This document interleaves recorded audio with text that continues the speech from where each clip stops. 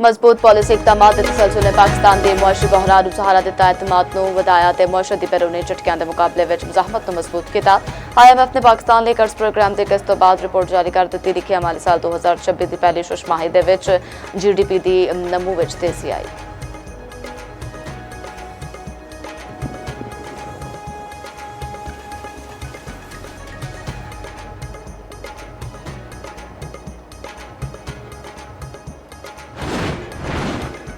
Saudi अरब के मशरक़ वस्ता के मुल्कों के ईरान के दरमियान अदम जहादगी के मुआहदे उत्ते इत्तेहाद के मुल्कों नाल गलबात परतवानी अखबार फाइनेंशियल टाइम ने वड्डा दावा कर दिता कि तजवीज़ का मकसद जंग तो बाद खिते में कशीदगी घटाने उत्ते गौर करता है। खिते में अमरीकी फौजियों की तादाद भी घट कर सकती है।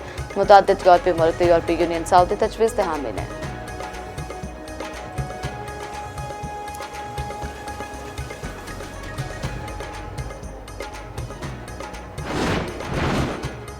चीनी सदर ने ईरान को फौजी साजो संभाल न देने का वादा किया। अमरीकी सदर डोनाल्ड ट्रंप तथा अमरीकी नशरियाती इदारे ने इंटरव्यू के आख्या चीनी सदर शी जिनपिंग ईरान के नाल मुआहदा होंदियां देखना चाहते हैं। चीनी सदर ने मैनू आख्या जे किसी भी तरह मदद कर सकता तो इंज करना चाहवागा। सदर शी जिनपिंग अपने हरमज को खुला वेखना चाहते हैं।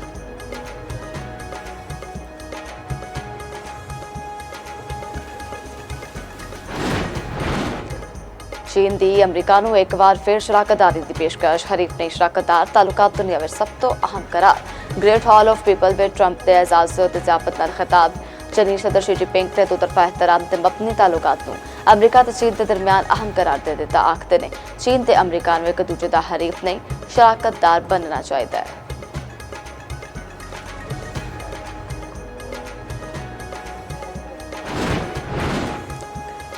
मलिका कोकेन अनमोल और पिंकी तो मुतल्लिक इंकशाफात ज़राए के मुताबिक दौरान तफ्तीश पिंकी ने कुछ अहम शख्सियात को अपना कस्टमर करार दिता, जिन्होंने शोबे सितारे ते सियासतदान भी शामिल ने।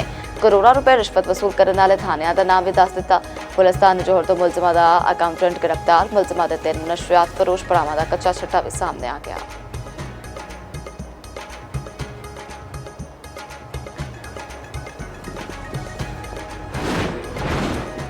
कराची के डिफेंस फेस 2 के नेड़े ट्रालर की टक्कर में मोटरसाइकिल सवार नौजवान जां बहक रेस्क्यू ज़राए के मुताबिक 2 लाशां जिन्हां हस्पताल मुंतकिल कर दित्तियां गईयां ने। जां बहक नौजवान आपस दे विच दोस्त सन ते कोरंगी PNT कॉलोनी दे रहायशी सन।